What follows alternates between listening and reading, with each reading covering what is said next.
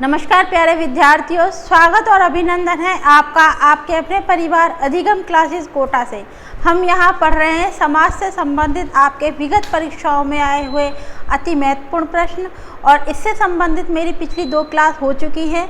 मुझे आशा है आपको हमारी समाज से संबंधित आपको प्रश्न अच्छे लग रहे होंगे। अगर हमारी क्लासें आपको पसंद आ रही हैं तो चैनल को लाइक कीजिए और सब्सक्राइब कीजिए, जिससे आपके और बेल आइकन को आप प्रेस ज़रूर कीजिए, जिससे आपके पास हमारे नोटिफिकेशन कंटिन्यू आ सकें। चलिए क्लास शुरू करते हैं हमारी, जो कि है आपके समाज से संबंधित, जो है आज हमारी तीसरी क्लास।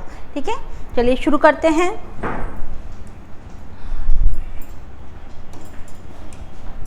चलिए प्रश्न है मेरे पास, अनुसार। अनुसार शब्द में कौन सा समास है? अनुसार शब्द में कौन सा समास है? चलिए ये आपका रीड लेवल 2022 में आया हो प्रश्न है। अनुसार, अनुसार देखिए, अनु 2 शब्दों से मिलकर बना है, अनु धन सार, अनुधन सार। अब अनु क्या है? अनु एक उपसर्ग है। अनु क्या है? एक उपसर्ग है।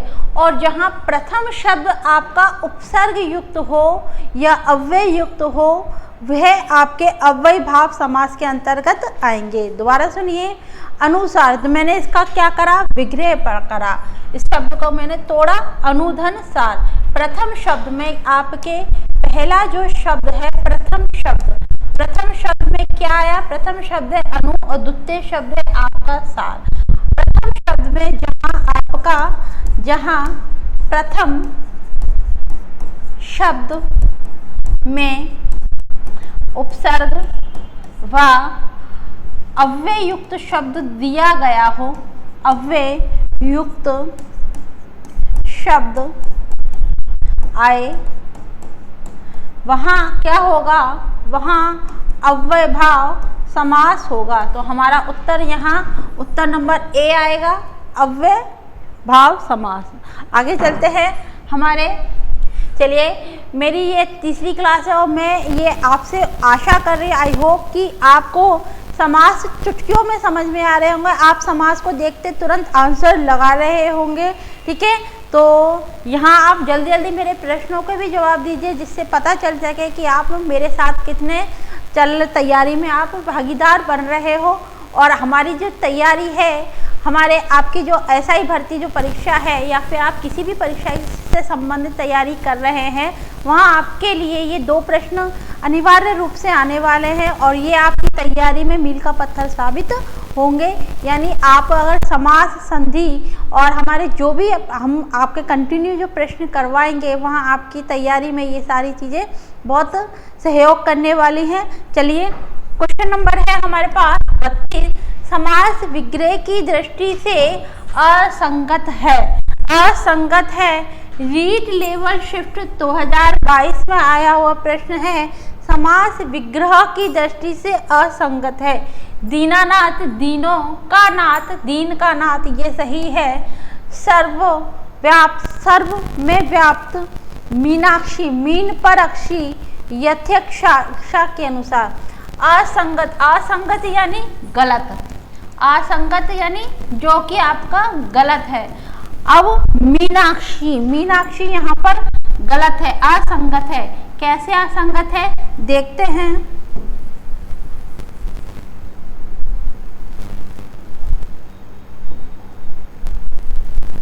कैसे असंगत है?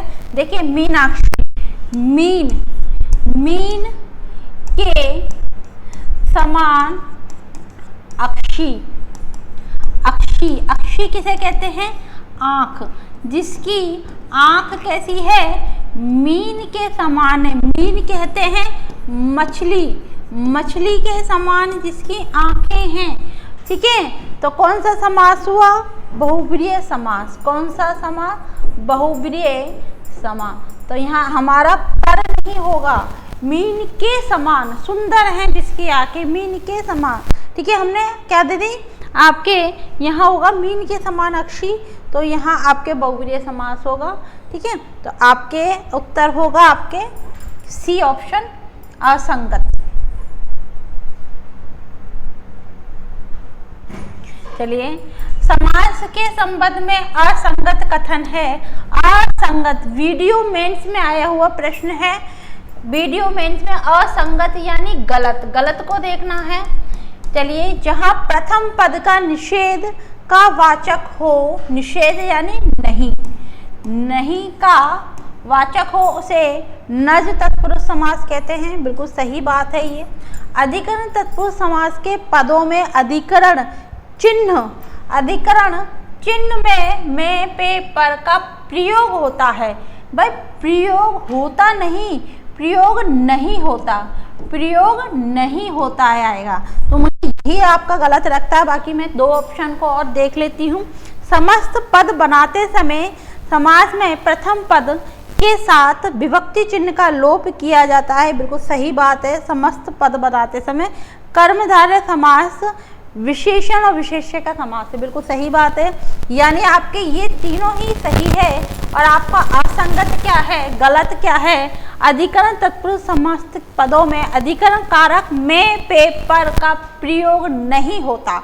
यहाँ प्रयोग होता है लिखा गया है, यहाँ होगा प्रयोग नहीं होता है। यहाँ नहीं शब्द आएगा तब जाके ये सही होगा। यहाँ नहीं नहीं दिया गया है तो ये आपका गलत है। बाकी हमारे सारे ऑप्शन आपके सही हैं। ठीक है, तो हमारा उत्तर क्या है? उत्तर नंबर हमारा बी यहाँ पर सही होगा। अधिकरण तत्पुरुष समास में, तत्पुरुष समास में कारक विभक्तियों का लोप होता है। ठीक है, लोप यानी छुप जाती हैं। ठीक है, तो जैसे ही मैंने शब्द लिखा रसोई घर, रसोई घर, तो रसोई, अब इसमें रसोई घर, अगर इसका मैं विग्रह करती हूँ तो रसोई के लिए घर, तो ये क्या हुआ? आपके कारक विभक्ति का लोप हो गया। देखिए इस शब्द में रसोई घर, ऐसे ही लिखा मैंने आपके हवन सामग्री, हवन सामग्री,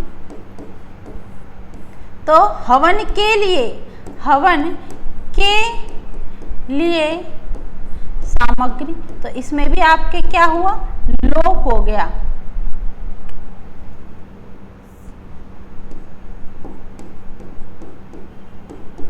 ठीक है, यहाँ पर अगर लोप हो जाता है तो वहां आपके क्या होगा? तत्पुरुष समास होगा। यहाँ पर भी में पे पर का आपका लोप हुआ है तो आपका लोप होता है। तो उत्तर नंबर क्या है हमारे पास? उत्तर नंबर बी यहाँ पर सही उत्तर माना जाएगा। आगे बढ़ते हैं हम नेक्स्ट प्रश्न की तरफ, जो है हमारा 34 नंबर का प्रश्न है। निम्नलिखित सामासिक पदों को उनके सामासिक भेद के साथ सुमेलित कीजिए। यानी हमें मिलाना है, कौन सा आपका सही है, करेक्शन करना है। चलिए, शब्दठन, शताब्दी, अठन्नी और सतराई। देखिए पहला शब्द आपका संख्यावाचक है, शताब्दी 100 अब्दों का समूह, अठन्नी 8 आनों का समूह और सतराई 7 राइयों।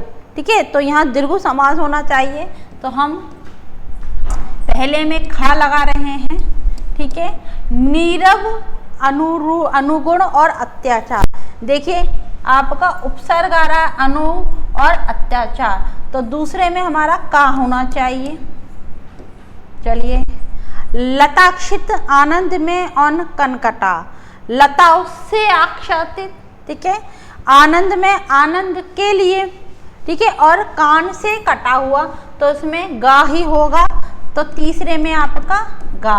और शुभ अवसर, नवांकुर और चरम सीमा, और इसमें आपका खा होगा। तो ये है आपका खा। ठीक है, तो ये ऑप्शन यदि कहीं आ रहे हैं तो देख लेते हैं हम। ठीक है, तो ख,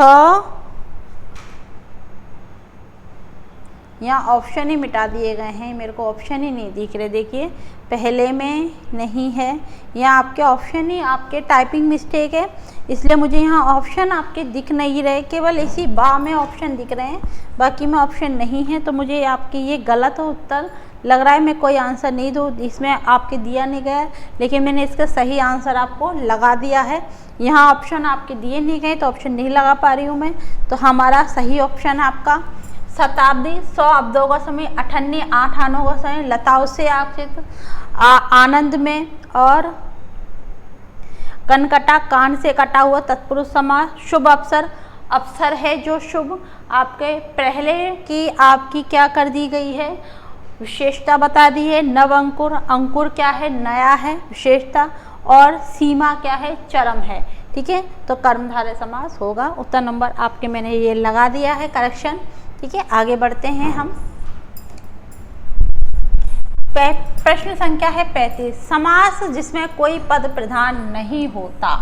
ये आपका पीटीटी में आया हुआ प्रश्न है, जिसमें कोई भी पद आपका प्रधान नहीं होता, वो आपका बहुब्रीहि समास होता है।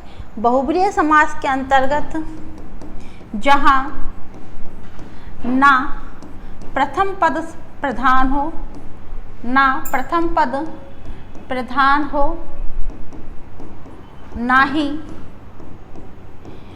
दूसरा पद प्रधान हो, वहाँ कोई अन्य पद या फिर कह सकते हैं तीसरा पद प्रधान हो, वहाँ बहुब्रीहि समास होगा। द्विगु समास में आपके पहला और व दूसरा, दीर्घु समास में आपके उत्तर पद प्रधान होता है। दीर्घु समास में उत्तर पद प्रधान होता है एवं प्रथम पद संख्यावाचक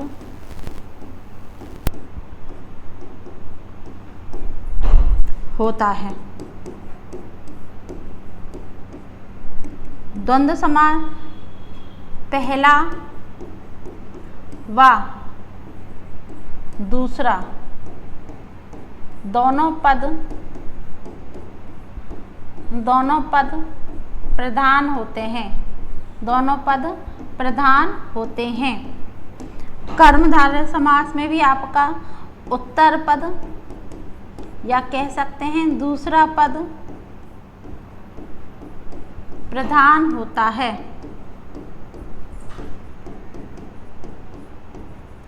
प्रथम पद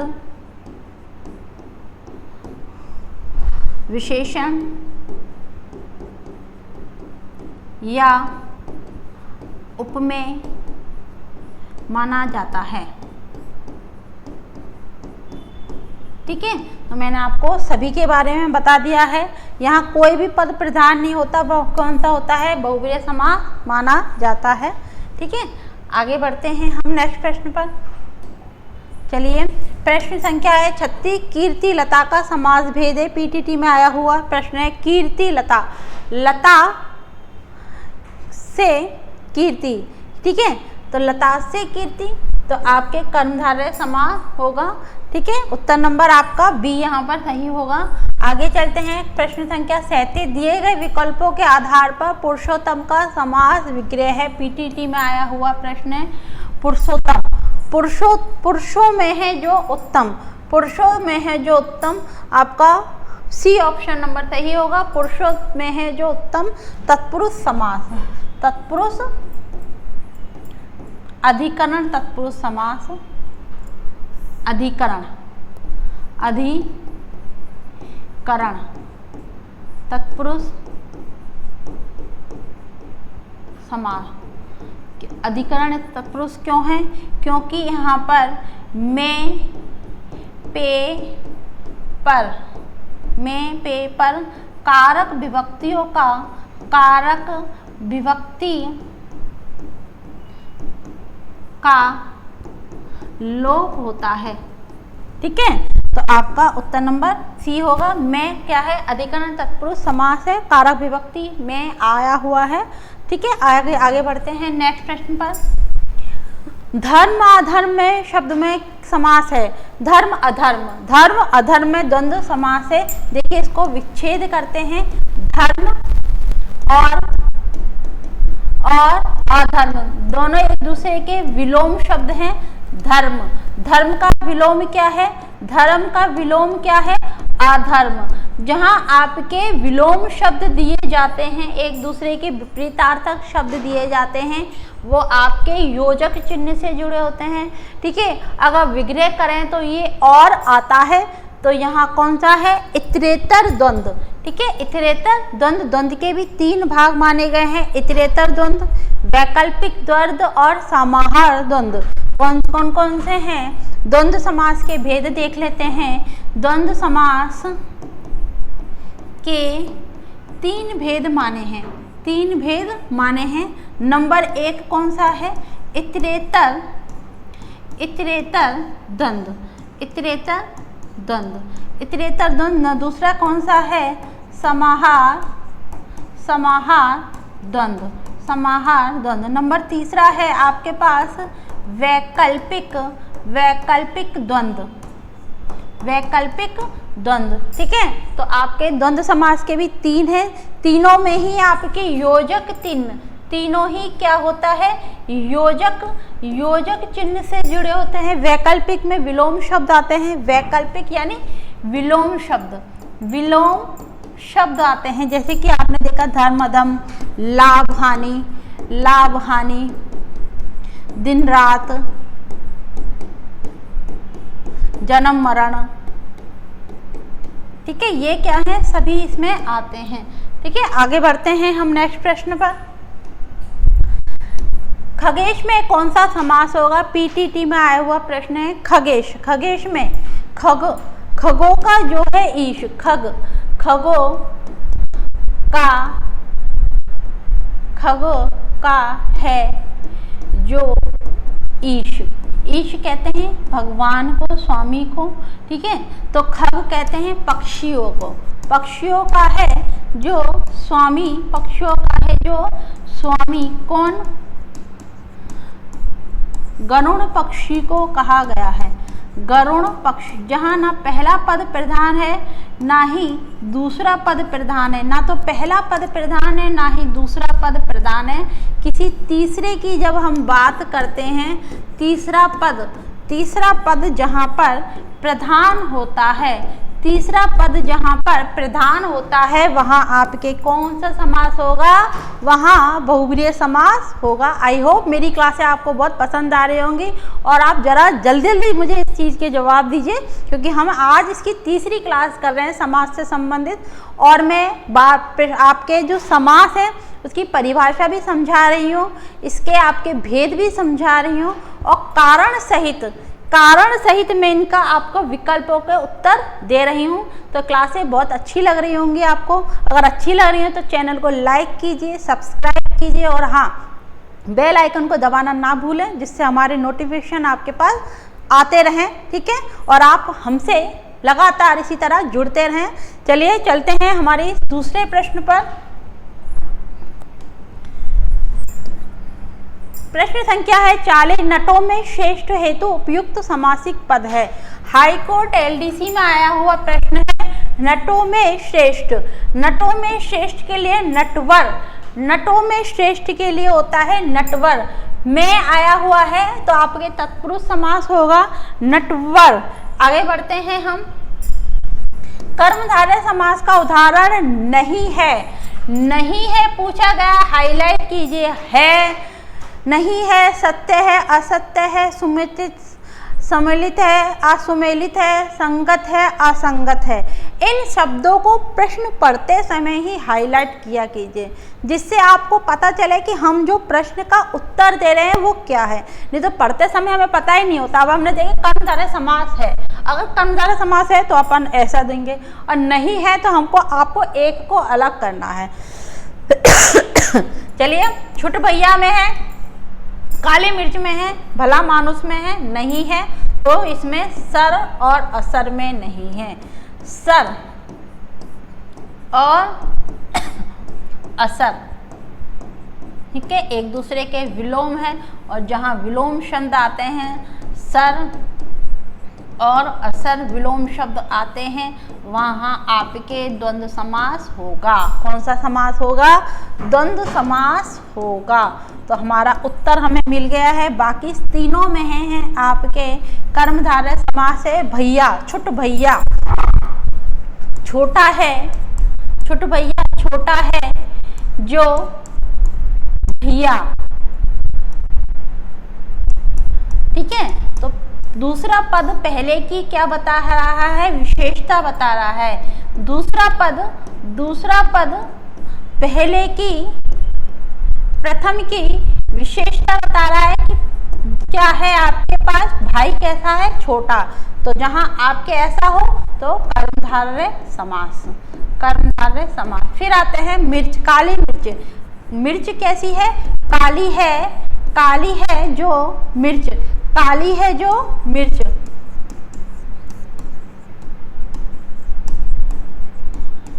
अब मिर्च के रंग की बात की गई है तो मिर्च का रंग कैसा है? काला है। दूसरे पद की विशेषता कौन बता रहा है? पहला पद, प्रथम पद विशेषता बता रहा है, ठीक है। तो जहां आपका ऐसा हो वहां भी कर्मधारय समास। मनुष्य, मनुष्य कैसा है? भला है, भला है जो मानस, मानस कहते हैं मनुष्य को। मनुष्य कैसा है? जो कि भला है, ठीक है, श्रेष्ठ है। उपमा दे दी गई है दूसरे पद की, जहाँ उपमा या विशेषता बताई जाती है वहाँ आपके कर्मधारय समास होगा। तो हमारा सर और असर, सर और असर क्या है? द्वंद्व समास है, योजक चिन्ह द्वारा जुड़ रहा है। अभी अभी मैंने पिछले प्रश्न में इसकी बताया गया है। उत्तर नंबर आपका सरासर में आपका नहीं है, तो हमारा यही हमें उत्तर है। बाकी तीनों में आपके क्या है? कर्मधारय समास है, कर्मधारय समास है। आगे बढ़ते हैं हम नेक्स्ट प्रश्न पर।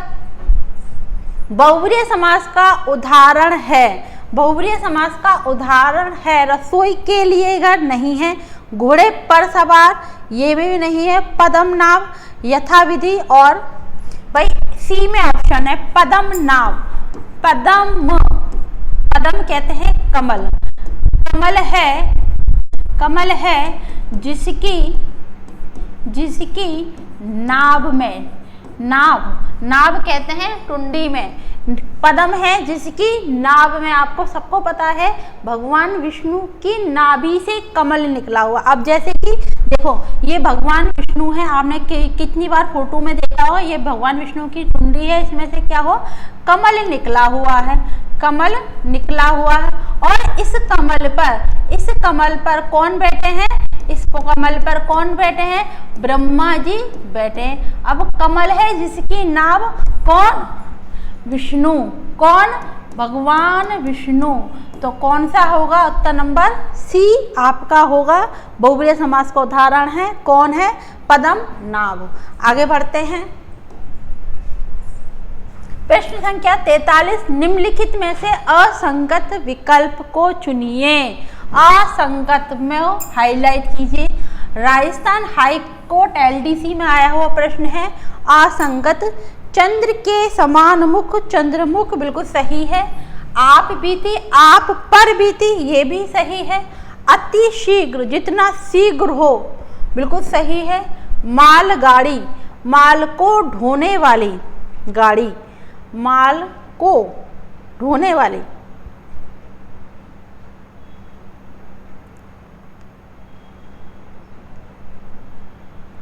दोबारा देख लेते हैं, असंगत को देखना है। चंद्र के समान मुख, चंद्रमुख बिल्कुल सही है। आप बीती, आप पर बीती, ठीक है। अति शीघ्र,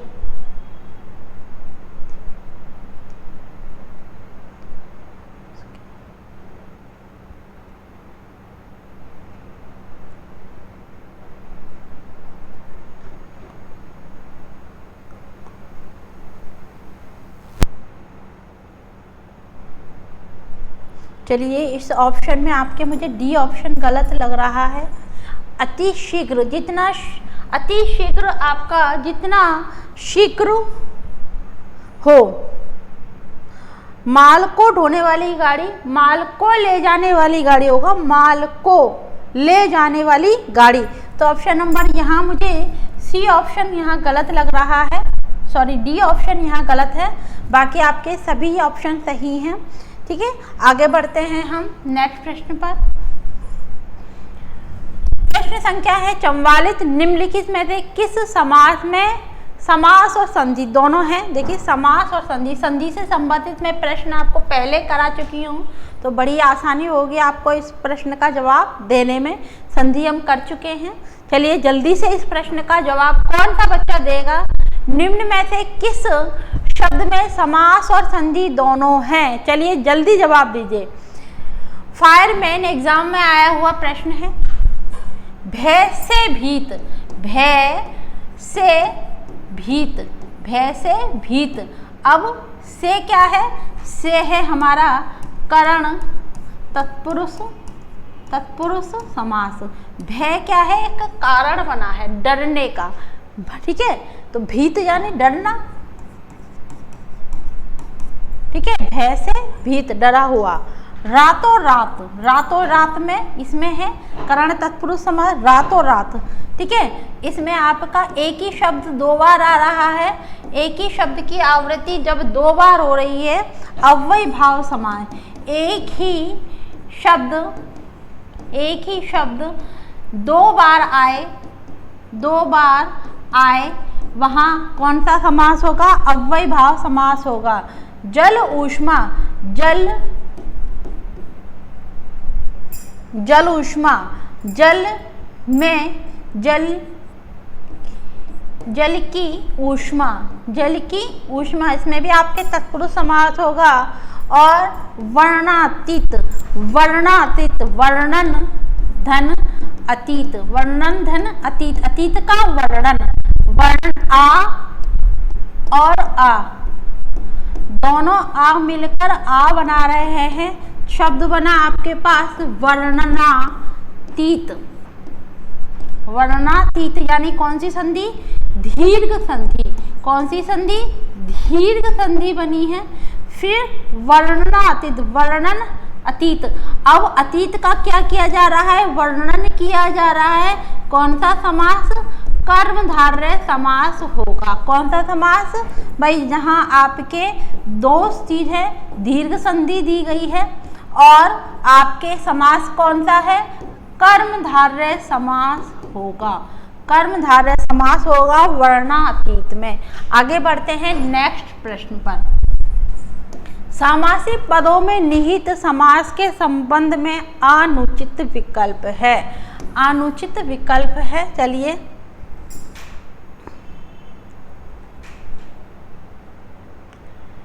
षड ऋतु, दीर्घ समास सही है। 6 ऋतु, प्रथम शब्द आपका 6 हैं, 6 हैं जो ऋतु। ठीक है, ऋतुओं का समूह सही है, दीर्घ समास। दीर्घ समास होगा। प्रथम शब्द आपका संख्यावाची है। छपानाथ, बहुब्रीहि छपात, छपानाथ, छपाओ का है जो नाथ, बहुब्रीहि समास सही है। ठीक है, अति उत्तम, अति धन उत्तम,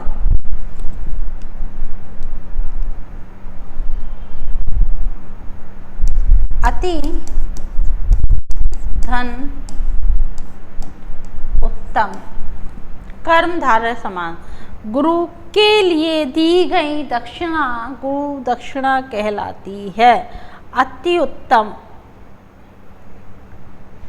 अति ई और ऊ के बाद आपका यू होगा, तो आपके अव्यय भाव समान असंगत है। गुरु दक्षिणा, गुरु के लिए दी गई दक्षिणा गुरु दक्षिणा कहलाती है। कर्मधारय समास ना होकर बहुब्रीहि समास होगा, बहुब्रीहि समास होगा। गुरु के लिए दी गई दक्षिणा गुरु दक्षिणा कहलाती है। उत्तर नंबर डी ऑप्शन यहाँ होगा, बाकी आपके सभी में सही उत्तर दिया गया है। ठीक है, आगे बढ़ते हैं। प्रश्न संख्या है 46, समास के संबंध में विकल्प अनुचित है। फायरमैन में आया हुआ प्रश्न है, चलो देखते हैं। क दन कर्मधारय समास, सप्ताह द्विगु समास, दशानन सही है, अनुत्तीर्ण, अनुत्तीर्ण में आपके अव्ययी भाव समास नहीं होगा। अन, अन धन उत्तीर्ण, अन धन उत्तीर्ण।